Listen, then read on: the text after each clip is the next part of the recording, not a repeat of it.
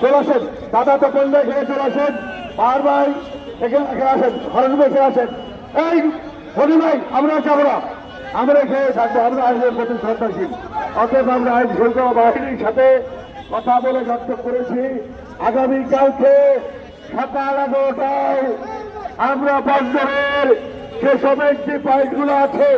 বিশেষ করে toll road আমরা আগামীকাল সকাল 11টা থেকে সমস্ত যানবাহন আমরা সিমেন্ট ক্রসিং এর মোড় ওই এলাকা থেকে যেসব স্কোপের নেতৃত্বে চলমান আন্দোলন আরো বেগবান হয়ে ছড়িয়ে পড়বে।